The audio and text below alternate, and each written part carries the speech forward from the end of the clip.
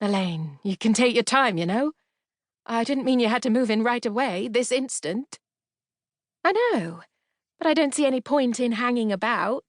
I want to be here with you, and it's so exciting. We're roommates now. Tomorrow we'll have to celebrate. I'll buy us some champagne, shall I? And get us a takeaway, and we can spend all evening in bed. How does that sound? You never know. Maybe we'll make our way through that box in there. And she winked again. She's only joking, Frances reassured herself. Please, please tell me she's only joking. Elaine put her arms around Frances's shoulders and looked down at her, smiling. It's going to be like a dream come true, she said. Then she kissed Frances's nose and gave her the look. The slight tilt of the head, narrowing of the eyes, a lift to the edge of the mouth, to which Frances quickly replied, God, Elaine, I'm so tired, I'm sorry. No matter. Elaine kissed her again. You'll need your rest. I'd better be going anyway and face the fallout with the rents. You're going to have to meet them soon, you know. Mummy will need to know how Princess is living in a way she is accustomed to. They'll want to check you're not a serial killer or anything. I know, Frances said. I'll be off now, but I'll see you in the morning. Sweet dreams, sweet pea. And she blew a succession of kisses. Love you. Frances stared at the boxes, already emitting an Elaine smell into the air, and the mixer, which took up 2/3 of the kitchen sideboard. It was only a small flat, but it seemed to have shrunk, swamped as it was with so much Elaine. She wondered where on earth all this stuff was going to go. Straight out the window, ideally.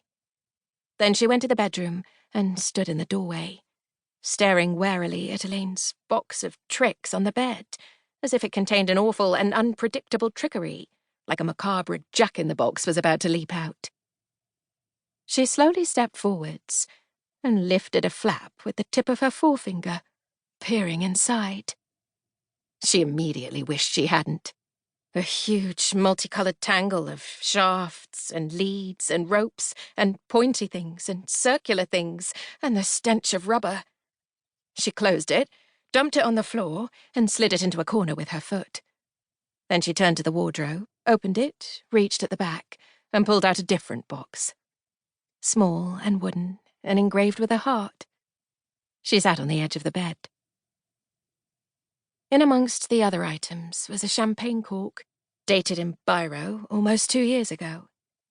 She sniffed it, but it smelled of nothing now.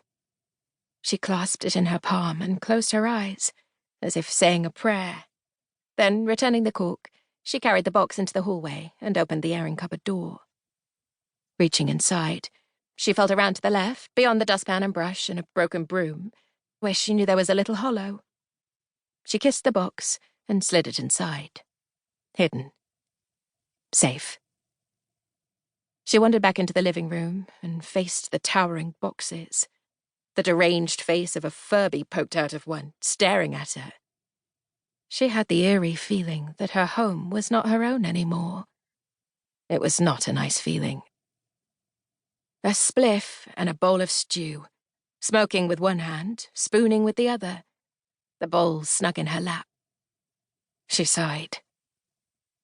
Dom had messaged twice already, and she had replied that all was in hand. She ate her meal slowly, like it was the Last Supper, relishing every mouthful. It was not to be a permanent arrangement, heaven forbid, and soon she'd be free of her for good. But in the meantime, she sensed not doom exactly, but some difficulties heading her way, and she savoured each drag, each flavour all the more because of it. A trial was imminent, and it was called Elaine.